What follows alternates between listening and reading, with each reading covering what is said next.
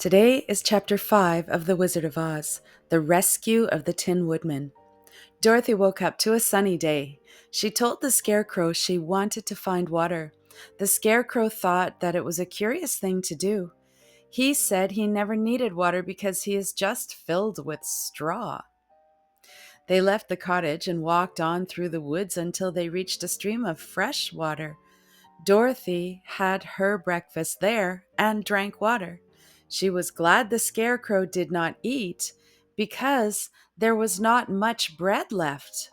After her meal, she was just about to go back onto the yellow brick road when she heard a deep groan. "What was that?" asked Dorothy. "I cannot imagine, but let's go and see," replied the Scarecrow. They walked toward the sound of the groan and stopped short. There was something shiny in front of them. Upon closer inspection, they saw a tree half chopped down with a man made entirely of tin, holding an axe high above his head, ready to bring it back down for a powerful chop. Dorothy gave a cry of surprise. The man made of tin did not move at all. "Did you groan?" asked Dorothy. "Yes," answered the Tin Man. "I've been groaning for a year, and nobody has ever come to help me." "What can I do for you?" asked Dorothy softly. "Get an oil can and oil my joints," answered the Tin Man. "My joints are so rusted that I cannot move. You will find an oil can on the high shelf in my cottage." At once, Dorothy ran back to the cottage where she had spent the night and got an oil can and brought it back and oiled the joints of the Tin Man. "Please start with my neck," said the man. "My neck is very rusted." Dorothy started with his neck and then oiled his arms and legs afterward. After that, the man was able to put down his axe and walk around. He thanked Dorothy with great joy. "Where are you going?" he asked. "We are on our way to see the great Oz in the Emerald City. I want Oz to help me get back home to Kansas, and the Scarecrow would like for Oz to give him a brain." "Do you think that Oz could give me a heart?" "I don't have a heart, and I really want to have one." "Why, I guess so," replied Dorothy. "It must be just as easy as giving brains to Mr. Scarecrow. You can come with us if you want to."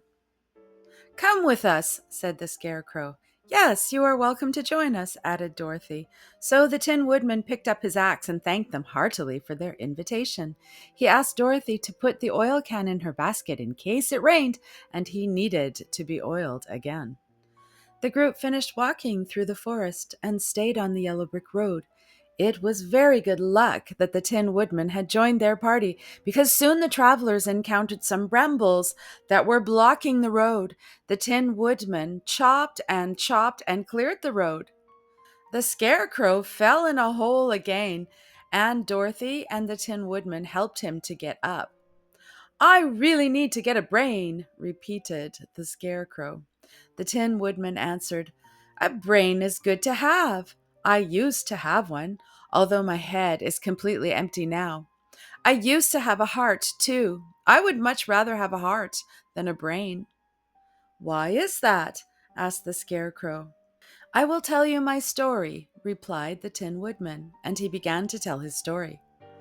"I was born the son of a woodman who chopped down trees and sold wood. I became a woodman too.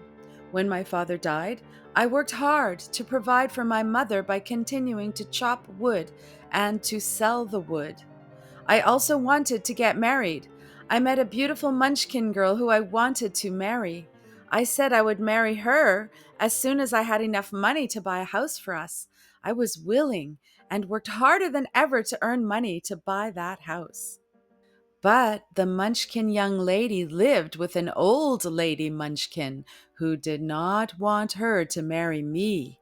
The old lady went to see the Wicked Witch of the East and promised her 2 sheep and a cow if she could prevent her niece from marrying me. So The wicked witch of the east put a spell on my axe. This caused my axe to turn against me. At first, my axe cut off my right leg. That hurt.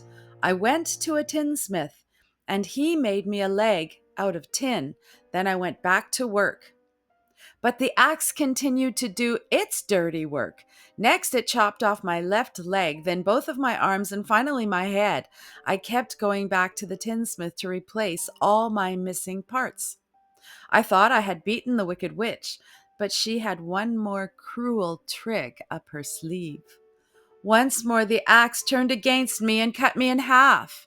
My tinsmith replaced the two sides of my body, but he was not able to replace my heart.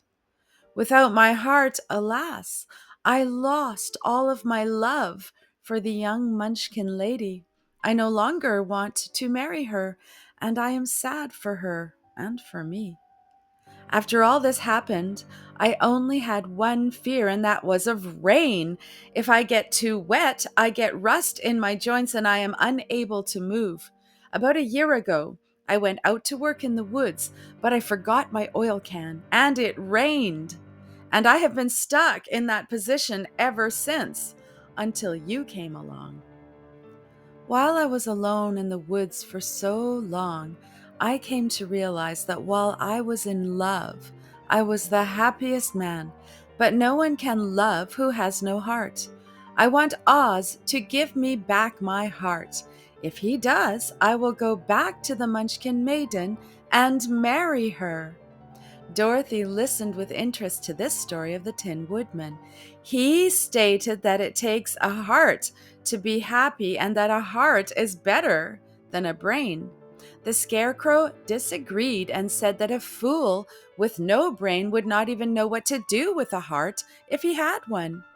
As for Dorothy, she knew she wanted to get back to Kansas and see her Aunt Em.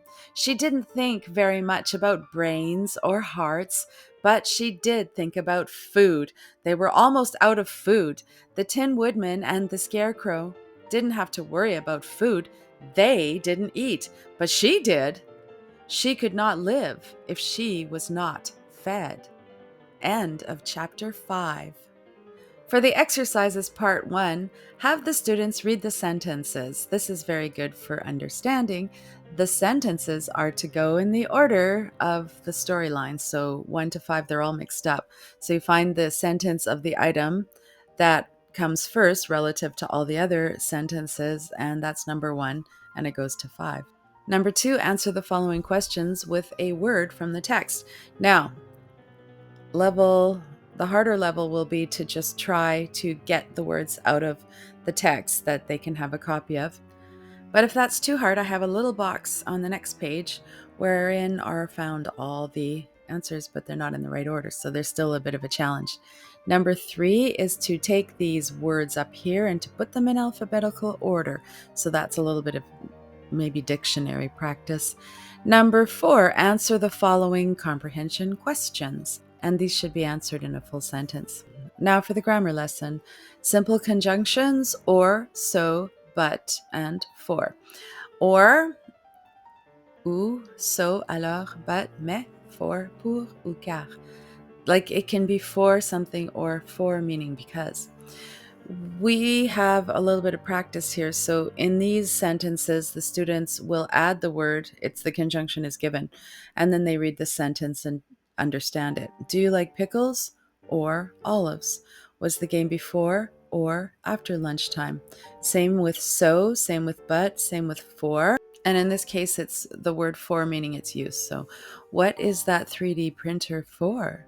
The key is for the door of the storage room.